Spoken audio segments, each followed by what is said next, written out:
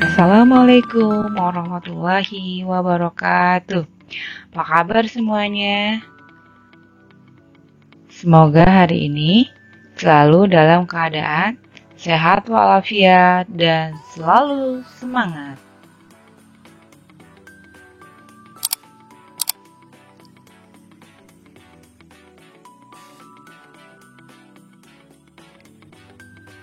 Hari ini, Ibu Guru akan melanjutkan pembahasan tentang potensi kemaritiman Indonesia.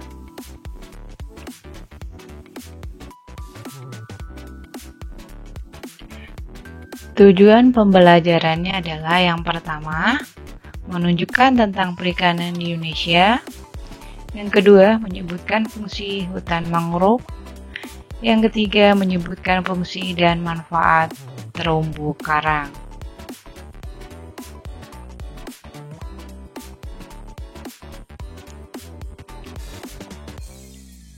Indonesia secara geografis merupakan sebuah negara kepulauan dengan 2/3 luas lautan lebih besar dari daratan.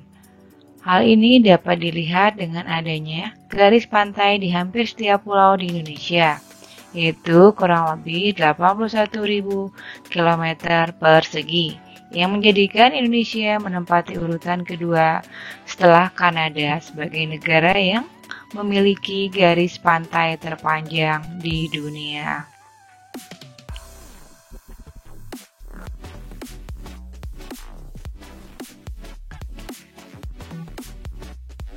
Indonesia pada saat ini menempati peringkat ketiga terbesar di dunia dalam produksi perikanan di bawah Cina dan India.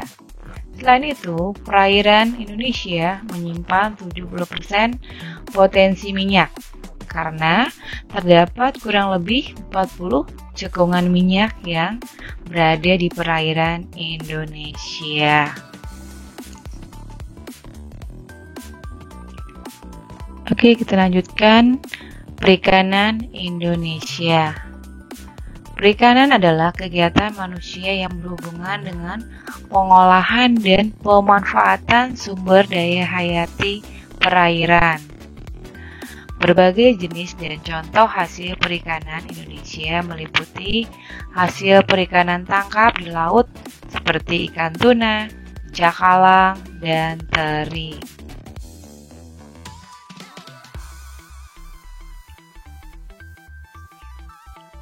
Lanjut potensi laut Indonesia.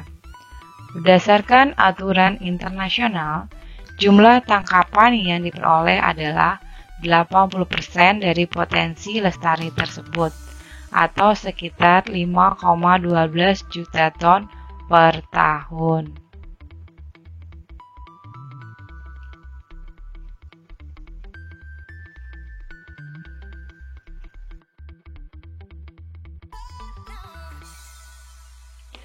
Ekspor unggulan perikanan Indonesia. Produksi ikan tuna Indonesia adalah ekspor terbesar kedua secara nasional yang berkontribusi 13% dari nilai total ekspor. Jepang, Amerika, Thailand, dan Eropa adalah pasar utama dari produk tuna segar dan beku dari Indonesia.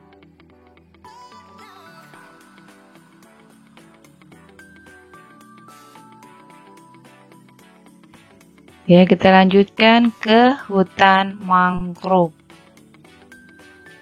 atau juga hutan bakau.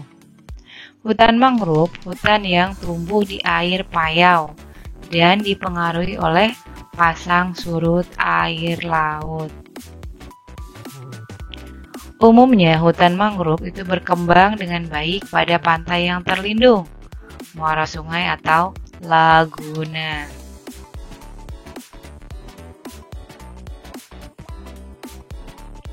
Selanjutnya, fungsi hutan mangrove. Itu ada dua fungsi hutan mangrove sebagai potensi sumber daya laut di Indonesia.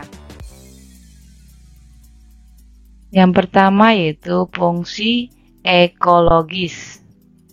yaitu melindungi pantai dari abrasi air laut, sebagai tempat hidup binatang laut untuk berlindung, mencegah intrusi air laut ke daratan, sebagai kawasan berlindung, bersarang serta berkembang biak bagi burung dan satwa lain, dan juga sebagai kawasan pemijat atau asuhan bagi udang, ikan, kepiting, kerang, dan lain sebagainya.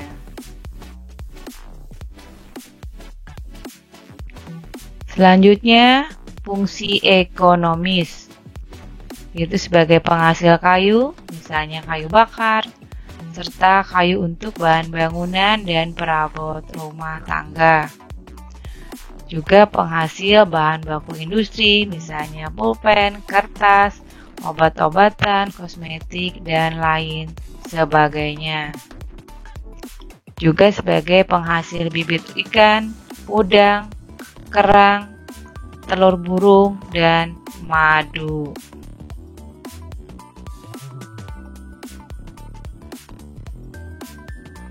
Selanjutnya ke terumbu karang. Terumbu karang adalah terumbu atau batuan sedimen kapur di laut yang terbentuk dari kapur yang sebagian besar dihasilkan dari koral atau binatang yang menghasilkan kapur untuk kerangka tubuhnya.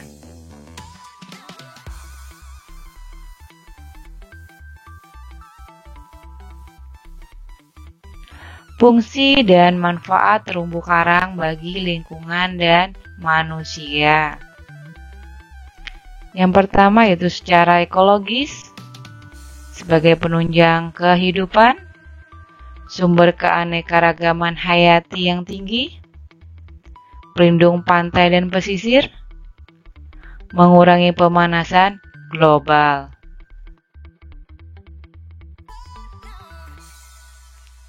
Secara ekonomis, yaitu sebagai sumber makanan, sumber bahan dasar untuk obat dan kosmetik, sebagai objek wisata, sebagai bibit budidaya.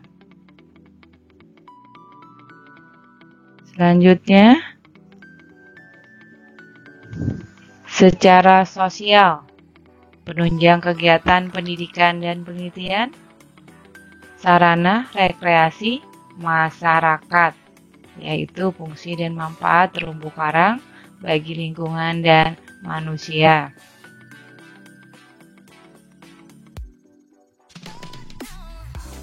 Ya, ini ada beberapa aktivitas manusia yang dapat merusak terumbu karang.